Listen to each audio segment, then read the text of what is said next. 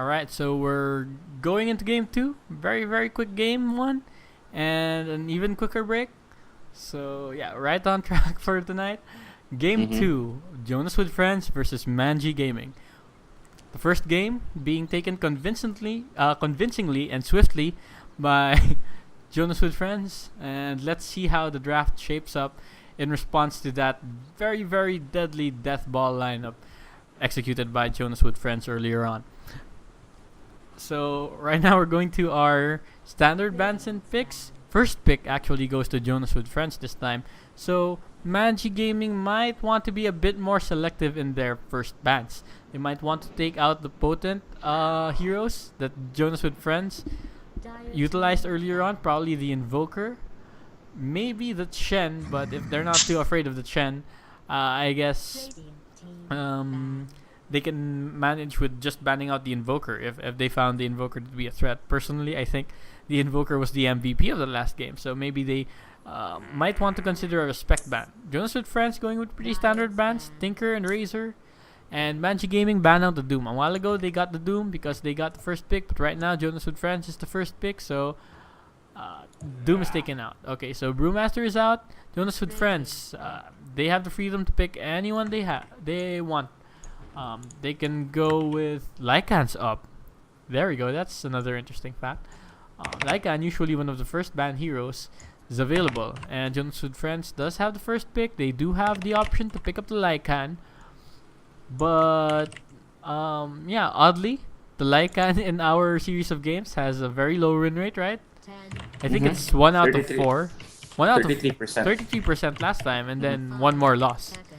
Oh yeah. Okay, So, so that's one. so 1 out of 4 right now, only a 25% win rate in our record so far. Okay, so Jonas with Friends passes that opportunity up. Skywrath Mage was picked up as the first pick, and in response, Manji Gaming do get a bit too greedy with their lineup. Lycan, and then followed up with Faceless Void. Kind of greedy, yeah, but maybe they can pull this one off. The Lycan, of course, you can do a jungle Lycan, good off laner, good safe laner. So yeah, a bit of freedom for laning with both Lycan and Faceless Void. You can just get the mid and then build supports and lane them a bit freely in response to what Jonas with Friends picked. But yeah, versatile for Manji Gaming. They got their 2 cars up. And okay, so they're secure. Right now, Jonas with Friends does have the advantage of seeing what Manji Gaming has up. They have the Lycan, they have Faceless Void, so they need counters for those. Centaur Warrunner is, of course, one of the better initiations in this game. With that Stampede being able to move everyone quickly, eliminates the need for Blink Daggers for a lot of heroes. You get people to jump into team fights and possibly even to retreat, save teammates from a distance with that Stampede because it has a global range. Okay, so we're going into the second round of the bans, and banned out were the Death Prophet and the Tide Hunter. Death Prophet, of course, for that pushing potential, and because it's a mid hero, Manji Gaming doesn't have a mid hero right now. And yeah, the Tide Hunter ban coming from Manji Gaming, kind of predictable because Jonas with Friends already have the Centaur Warrunner. Last thing you'd want is Tide Hunter moving in without a blink, before the blink even, getting an early maybe 7-minute, 8-minute Ravage into Skywrath Mage Mystic Flare Wombo combo early on. Mhm. Yeah, so yeah, when you eliminate the need for a blink, then a lot of heroes just get more viable. Like, there we go, Earthshaker and the Tide Hunter. Those are the heroes with the blink, and those are the heroes that they want to take out. So, okay, Jonas with Friends do take the Pugna out. No more pushing on that end, but Shadow Shaman is picked by Manji Gaming. So, yeah, one or the other.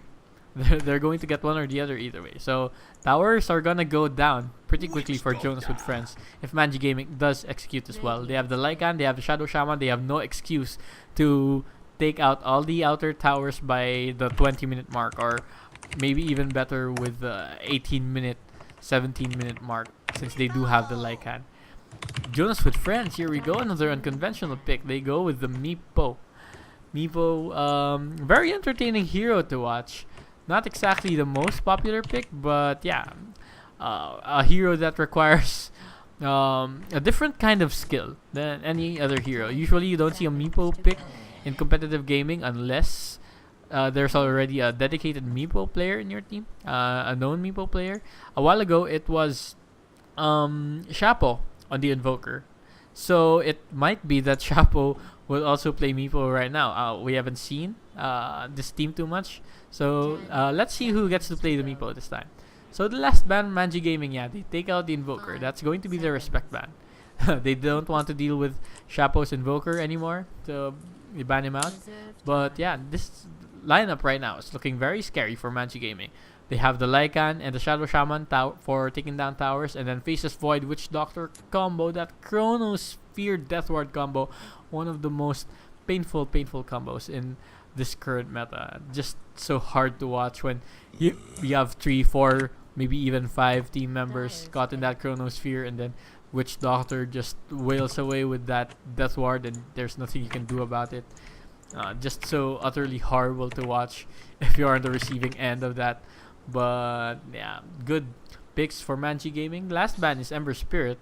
Another carry. Maybe they shouldn't have gone with the Ember Spirit, but yeah, another hero that you can utilize with Faceless Void. So that rounds off the last bans for this game. Manji Gaming does have the last pick right now. They might want to go for a mid hero. A mid hero that would pair well with Faceless Void. Razor's been banned out. So well, they can go with a any mid right now, actually, because they have a strong lineup as is. They might want to go for the Storm Spirit for an extra, just for that extra mileage of initiation. But right now they do have the freedom to pick up any mid that they want, just because the team is already powerful as is. The Lycan, Shadow Shaman, and the Faceless Void Witch Doctor. Any hero practically will do. You already have everything that you want right now. Jonas with friends. Let's take a look at their lineup. Yeah, they have Centaur Warrunner, Skywrath Mage, and the Dazzle. The Dazzle, keeping out of range of that Faceless Void, can just be the crucial game changer when he casts that Shallow Grave on the MVP target that Manji Gaming might want to take out. So yeah, but a lot of ganking potential right there. Centaur Warrunner and Skywrath Mage, not to be underestimated. You can move quickly, get into position for your Mystic Flares, and get more Arcane Bolts in. Not to mention that silence. That silence is an instantaneous silence. So if you can get the jump on Faceless Void, you might be able to prevent Faceless Void from time walking out or Chronosphering your team. So there we go. An interesting kind of combo with Jonas and with friends. Not as solid as Manji Gaming in this current meta, but perhaps Jonas with friends is going to look towards execution. More on execution. Okay, so see another it's going to sync up with the Faceless Void Chronosphere as well. Yeah. As long as he keeps that epicenter channel outside of the Chronosphere, of course. If you get caught in the Chronosphere while channeling, it will still cancel your own ultimate. So you have to be a bit more wary there. But if you get the Blink Dagger, you're pretty much fine. You can just queue it up. So Sand King, it's not going to be a mid. So they're going to have maybe a Shadow Shaman mid. But that's gonna be a bit of a hard time for the Shadow Shaman, because the Skywrath Mage could definitely zone the Shadow Shaman out, because Shadow Shaman has one of the worst movement speeds in the game already, 290 I think, and Skywrath Mage has that powerful slow, the concussive shot, long range slow, and lots of early game harassment with Arcane Bolt. Shadow Shaman isn't particularly tanky or maneuverable, so might suffer against the Skywrath Mage mid. Right now, Jonas with friends, they're looking for the last pickup. Yeah, Manji Gaming, they're going to go with a full team combo. Faceless Void, Witch Doctor, and Sand King. Good team fight combo. Centaur Warrunner might be able to save the day with a Stampede. Dazzle could also save the day with his Shallow Grave. And maybe Shadow Wave, the heals might be enough to stave off a lot of that burst damage. But yeah, right now we're looking for the last pick. Jonas with friends, they have a really wild lineup so far, so it might just be an Omni Knight. Now, yeah, this is another kind of hero we haven't seen. So pretty wild lineup, wild lineup from Jonas with friends. Right now. A while ago, it was a pretty good death ball lineup. Yeah, the Invoker didn't go Zoo actually, but they didn't need to. It was a very good push lineup as is. Right now, they do have the Omni Knight. One thing you must take note of with Omni Knight is that Witch Doctor, the Death Ward, does physical damage. That means that the Omni Knight's Guardian Angel will prevent 100% of that Death Ward damage. So as long as the Omni Knight doesn't stay in the Chronosphere, doesn't get caught in the Chronosphere, if he's able to cast that Guardian Angel, then things might be going well. Things might go well for for Jonas with friends. They might just waste the Chronosphere's duration because you're negating all that damage from the Faceless Void and the Death Ward. Okay, so right now we're moving into the game and right to our introductions. Is your computer screen okay? Are you fully loaded into the game? Yep. I'm good this time. Yeah, okay. So I don't know if it, I just noticed that if you have enough Meeple clones, I believe that the Shadow Wave would deal more damage, and then and on add to that, if ever Meeple will be able to Earthbind somebody and poof beside an enemy hero, you have the Omni Knight Purification to give additional damage. So definitely revolving around the Meeple pickup. Just like how the Manji Gaming is revolving around. you gave the score to Manji Gaming on the board. Oh, okay. Oh crap.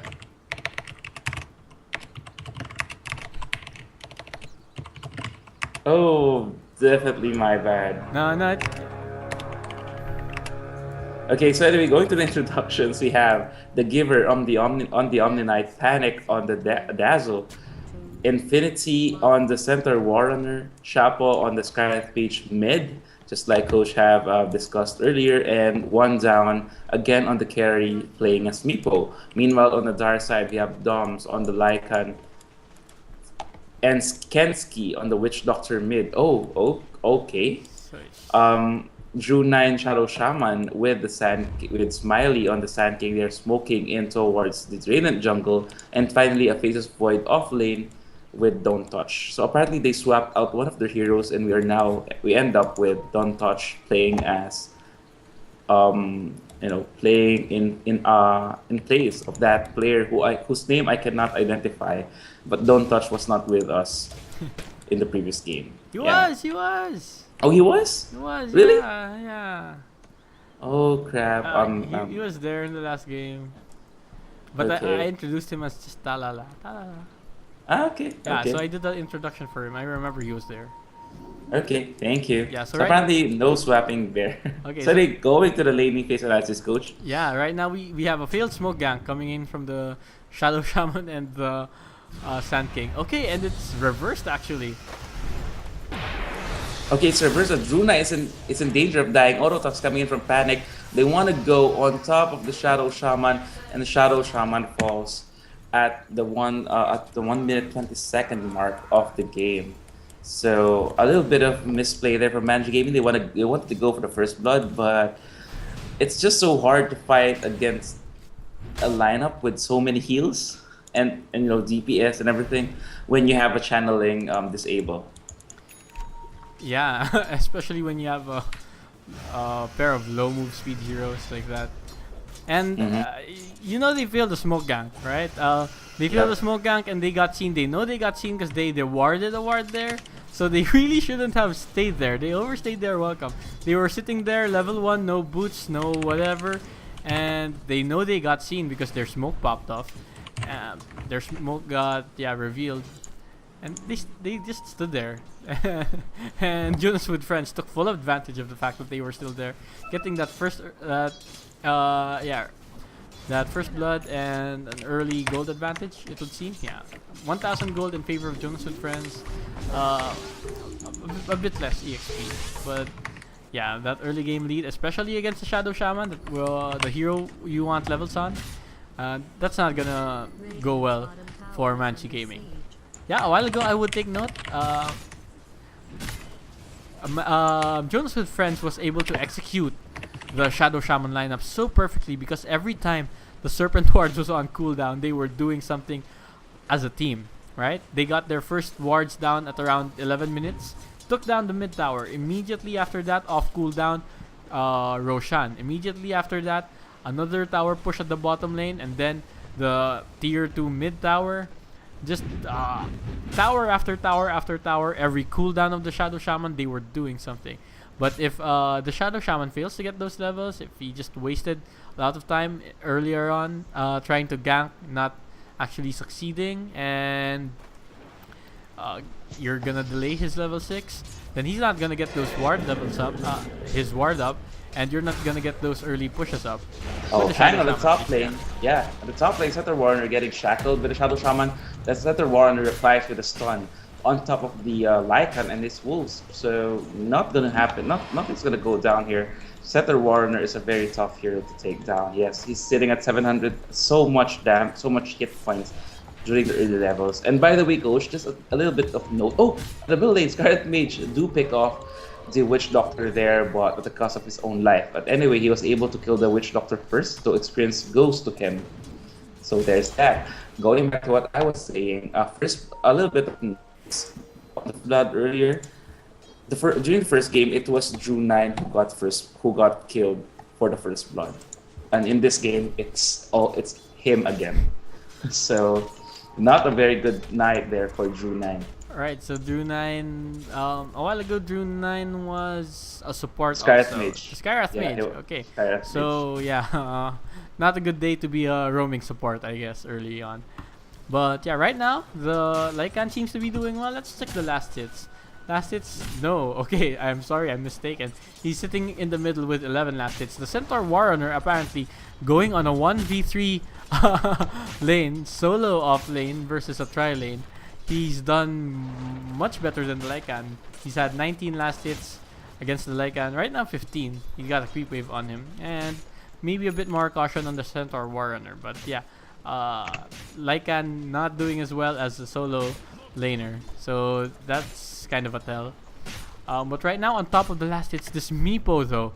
42 last hits at this point in the game. Might be looking for the 100 last hits by the 10-minute mark. Which is actually more than the actual creep spawn in lane. At the top lane, the tri-lane failed because Dom's, the Lycan, fell down. And now Shadow Shaman follows suit immediately a few seconds after. So it's double kill for the mid laner Shadow Shaman. Center Warner throws in his ultimate for some reason. Maybe just to disengage. I think that was for the Meepo. Oh yeah, okay. It was for the Meepo. So yeah, so there you have it.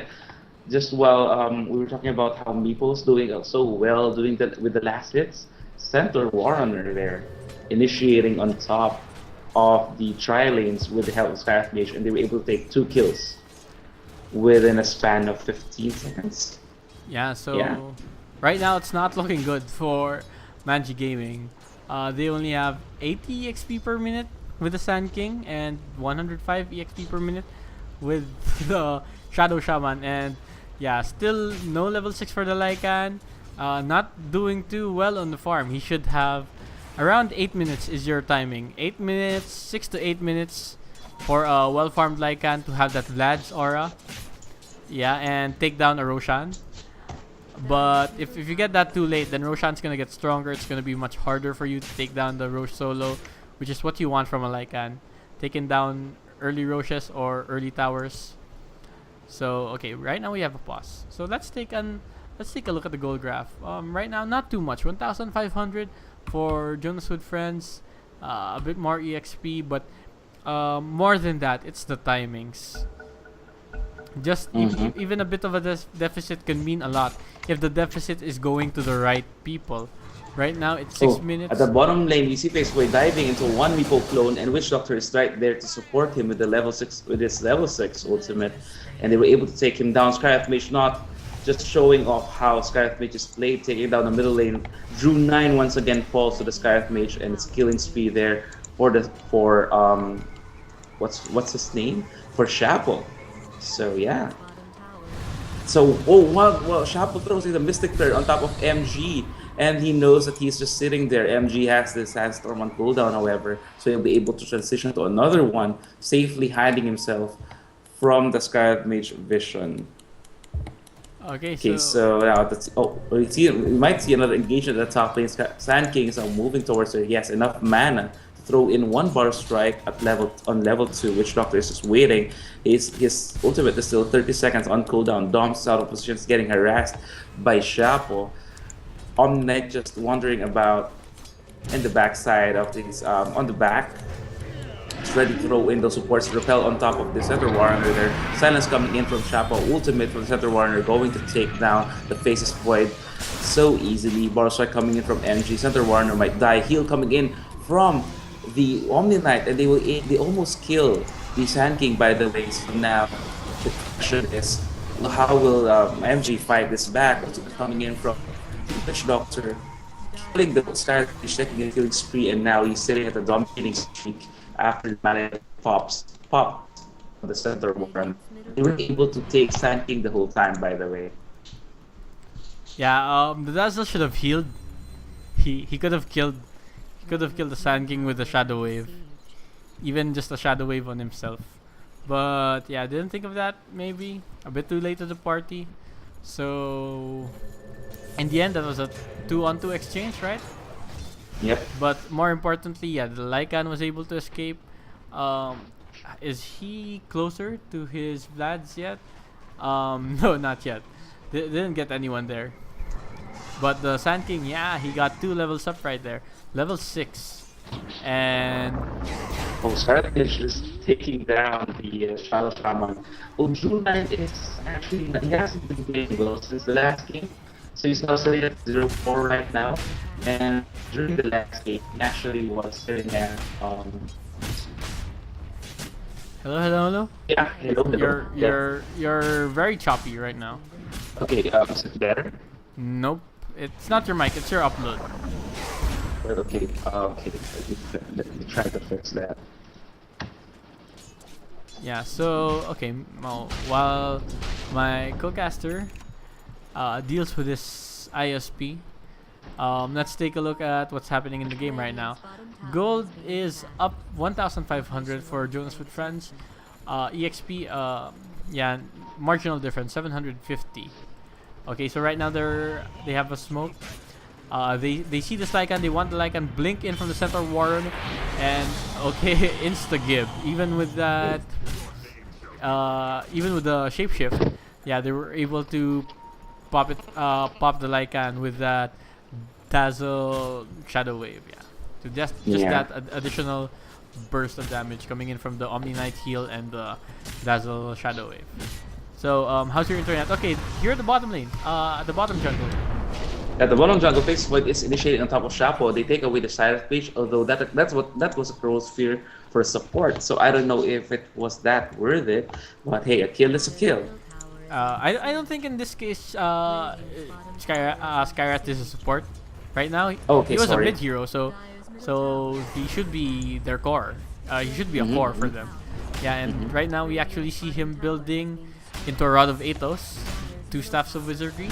Yeah, so this is probably just Rod of Athos or a Dagon and something else, but most likely a Rod of Athos. Yeah, and it's a core. You know, supports don't actually get the money to build those. So yeah, earlier on the previous game it was Drew 9 with the Skyrath Mage ganking support. Right now, Skyrath Mage is played as the mid core by Shapo, who was on the Invoker earlier on. So right now the Lycan has his level 7, but still no Vlads. Only 200 gold away from the Vlads though. So getting close, but right now it's 12 minutes and you don't want okay, so sorry, I almost saw an disengage engage at the middle lane. Yeah. Anyway, and you proceed. don't want to take a 12-minute Roshan with Vlads. The Vlads is there, you rush the Vlads, you want to take down the Roshan at 6 to 8 minutes in, because Roshan gets stronger every minute. So 4 minutes after that window, then the Roshan is significantly stronger, and you're gonna have a harder time dealing with that. Oh, an engagement here at the bottom, at the middle lane there. Bottle Strike, get a wonderful channel there from Sand King with the epicenter, but Shallow Grave on top of the center warrior gonna buy him some more time to try to kill somebody, but no, he falls. Faceless Void falls as well, so it's a 1-to-1, 1-for-1 exchange. But however, he lost the middle tier 1 tower there to the Radiant team. Meepo now just hanging around. Yes, the Aghanim Scepter, by the way. So this Meepo is really farmed, and he is able to, he can actually burst somebody down with that additional clone. And he might actually engage on top of Doms there, missing the earth by their boots are now coming in from the depots. And if the Doms is not careful, he will actually die. He will run into the Omni Knight there without the Legion aura. So unfortunate for that, and he has to pop. He was forced to pop his ultimate, just to make sure that he won't die. But he is running, going back to the farm. It's a good thing that the Radiant team are not aware where Lackett is right now because they are just clustered together so well. Even then, the Wolf is just giving away the position, so it will probably give the Lycan heads up should they plan to gank him. Yeah, so I think right now the Skywrath Mage is transitioning more into a roaming kind of Skywrath Mage. But okay, we have an Aghanims pickup right now. The Witch Doctor actually has an Aghanims. Okay, so that's good. Yeah, So it's going to get a lot with the Chronosphere Witch Doctor combination. yeah. The Shadow Shaman actually has his level 6, has the Serpent Wards, but yeah, they're still in no position to place those wards yet and take down a tower. It's been almost 14 minutes already, still no tower down, still no Mass Serpent Wards used. So let's see how they plan on deploying from here on out. Right now we see 4 heroes against 5 heroes, I think. Yeah, this is a 4v5 engagement. The Lycan's on top. He has a TP, but no mana, so he's not going to be able to engage in that front soon. So we might see an engagement coming here in the bottom lane. Can you take over? Sand King is in position. 7 seconds to cool down from for his ultimate there, which Faceless Void is in position. It's just waiting for the right amount of heroes to lock them in the Chronosphere, but I feel that the Radiant team is fully aware of what's about to go down. That's why they only have Center Warner in the front position, while everybody is just distracted trying to push the bottom tier 1 tower for the Dire. Lycan is trying to push, maintaining the pressure at the top lane. Meepo is right there. Meepo is there in position.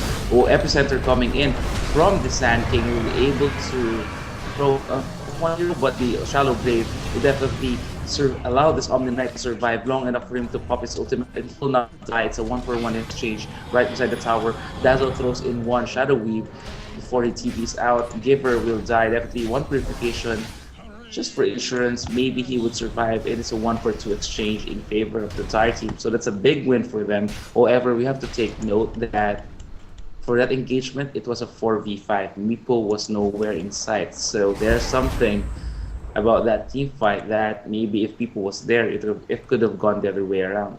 Yeah, Meepo actually chose to move out and farm instead of taking that team fight. But right now, yeah, we see the first Serpent Wards used, and it's going to be used for this Roshan. I don't think they're gonna contest this. Yeah, so the Lycan and the Shadow Shaman team up. First usage of the wards, 15 minutes in, and that's a Roshan. Oh, by the way, Meepo has a Blink Dagger now.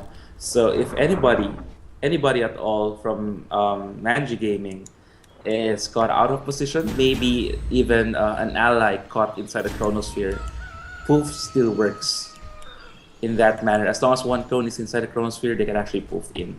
So it's a dangerous position for Manji Gaming to be in, to have that Meepo unchecked. Yeah, so yeah, and the poofs are actually casted by the Meepos outside, so you can actually still blink into the Chronosphere and have the Meepos move in with a poof inside the Chronosphere and still do damage. So it might be something that they would consider if the Dazzle is outside with a Shadow Wave and the Omni Knight wasn't caught. It actually might have been a better engagement if the Omni Knight wasn't caught out. Could have cast that Guardian Angel a bit early and saved the Centaur Warrunner, but both the Centaur Warrunner and the Omni Knight were caught in that engagement, so no early Guardian Angel for them there. Saved their asses. Yeah, and so we might see an imminent team fight at the bottom lane. Again, it's the same scenario of Sand King has his ultimate ready and they're just waiting for proper position. Faceless Void is hiding behind the tree line to catch them by surprise. Center Warner blinking in on top of the Shadow Shaman, not going to find him there. Oh, but Scarlet Mage was able to find Faceless Void and take him down with a Mystic Flare. and Giver has to repel. He throws his ultimate. Witch Doctor ultimate is now completely useless. Their 3 heroes are down. Witch Doctor is going to be the 4th one to die. Lycan has no choice but to walk away with that Aegis. He doesn't want to waste that Aegis there. So now Nepo is online, and they will be able to keep pushing this line at the bottom lane, uncontested and completely in control of the entire game. Wow, so even with the Aegis, even with the jump with the epicenter right there, it's just Jonas with friends with the control here. And right now the Lycan's going down. That's the Aegis, and I think the shape shift is still up, but the net. But the Earthbind is gonna lock him down. So they want to down him with all the poofs, but it's not enough damage going there from one down. So Lycan will be able to TP out safely. Coach, I'm being told that in the Twitch, apparently you're not in full screen, so... Oh shit, Nig. Really? I thought I Yeah. was. Oh man. Oh man. Oh my god. My bad. Really, really bad.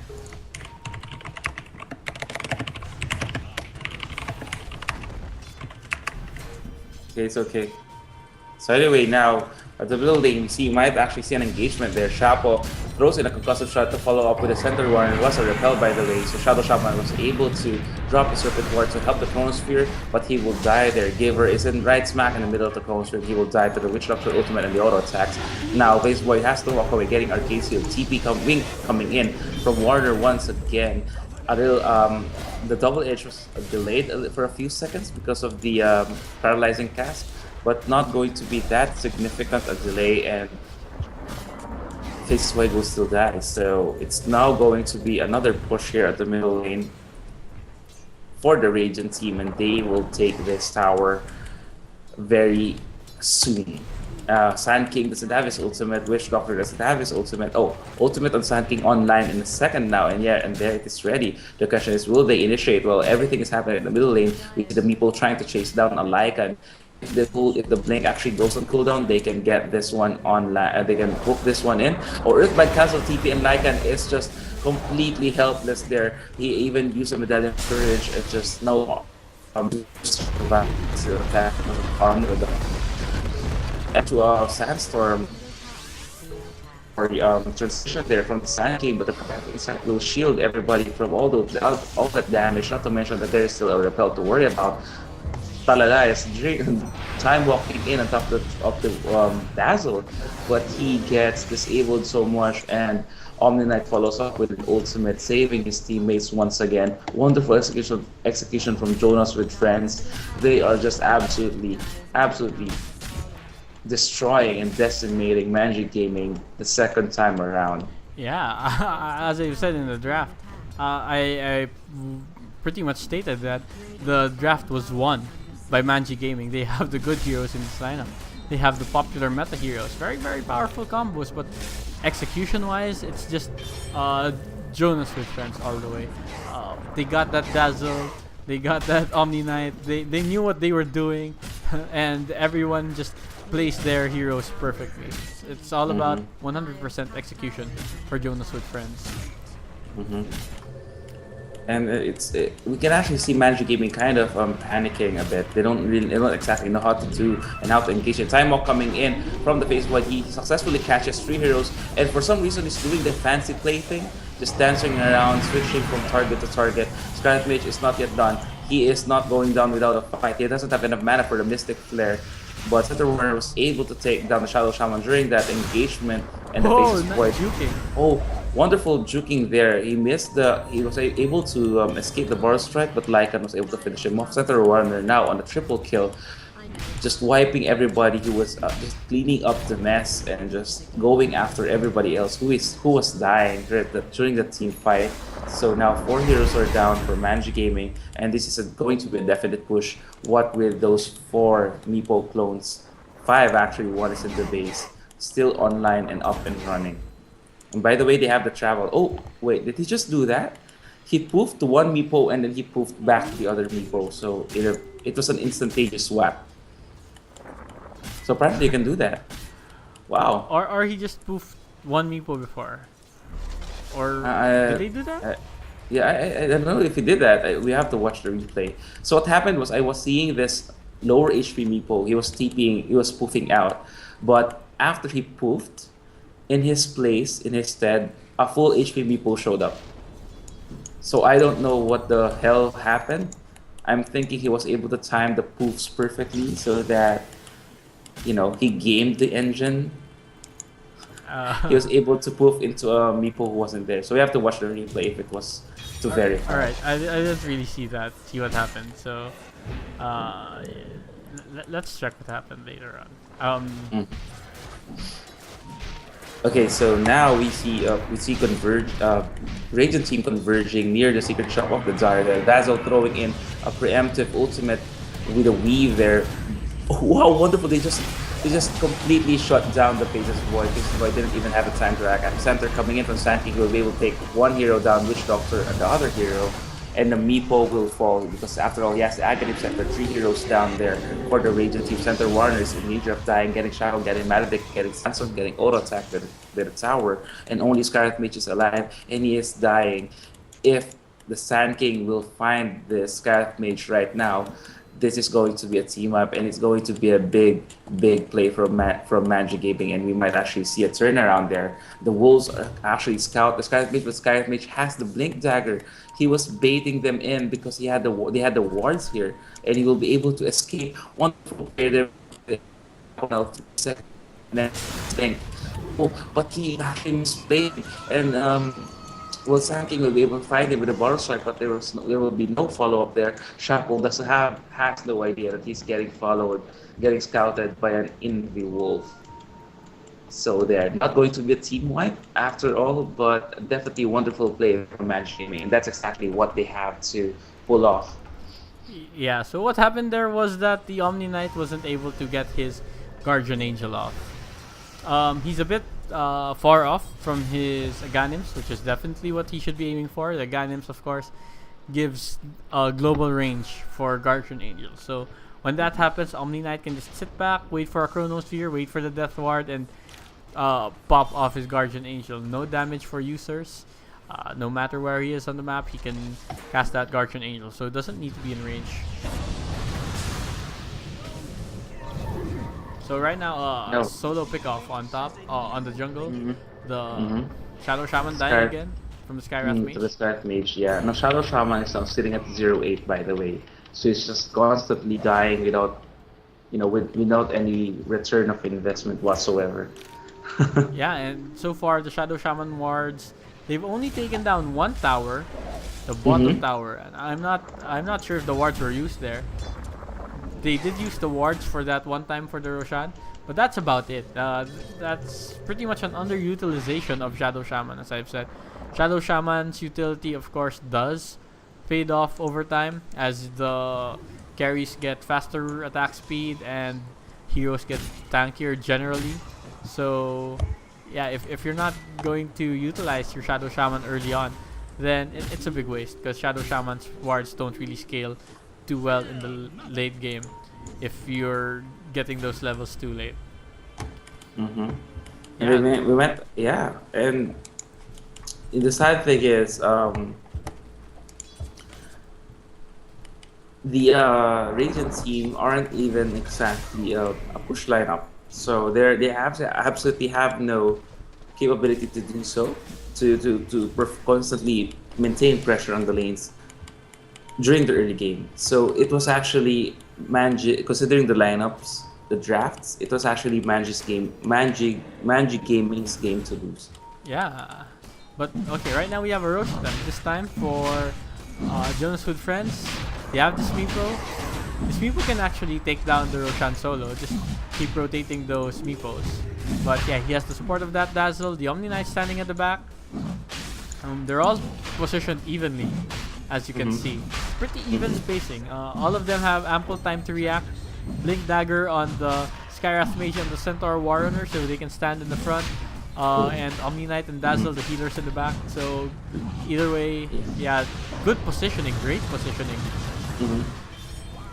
And, Oh, and the pickoff. Lycan was actually trying to deny the Aegis, but the pickoff from the Center Warner picks off the Witch Doctor while they were going for the what do you call this, Roche kill. Sorry. Yeah, right now they can push. There's no Death Ward, no Witch Doctor. Oh, wonderful blink there for Center Warner, just going to take down Talala there. Uncontested faces void. The core hero there dying. Lycan is still far away. Epicenter coming in from NG, but it's not gonna help. They have the repel, they have the pipe of insight, and this is just looking so bad for Manji Gaming. Lycan is was trying to push the top lane. He TP's back to the base to defend, but he's alone. He has no means. He isn't tanky enough. He doesn't have any capabilities to fight this. And while Lycan had the Blink Dagger apparently, Blink coming in from Center Warner and they want to finish Dom's completely. The Arcane Bolt was fired. Doms has no way to escape this, and it's a complete team wipe. And at the last second, Witch Doctor revives, so he's going to have to defend this one alone. He needs at least the Fates Void Chronosphere to pull off a wonderful Aghanim setup.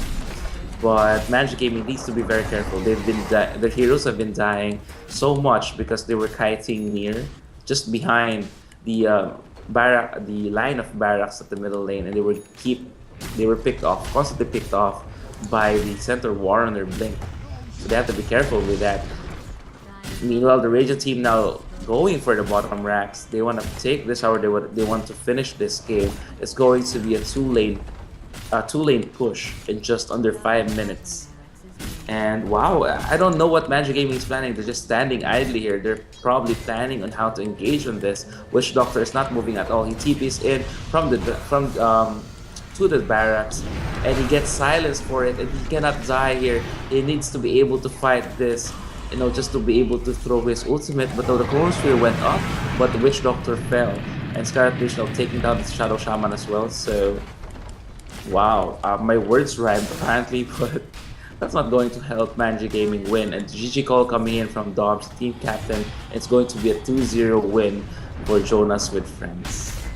Wow, wonderful night there. Alright, so Very, very fast games. So we're pretty early. Okay, I think this is the earliest we've finished the stream. Is it? Yeah, I think it's. Yeah, it should be. We're finished at around as early as 11:30, so that's big. Yeah. So GG, well played. Congratulations to Jonas with Friends for taking this series 2-0 very convincingly. Solid lineup in the first game and solid execution in the second game. Really uncontested victory over Manji Gaming. Alright, so again, I'd like to apologize. Sorry for the for the fail earlier on. Yeah, I forgot to switch it to the full screen. I should have been watching. But yeah, okay. So that rounds off our cast for tonight, I think. Yeah.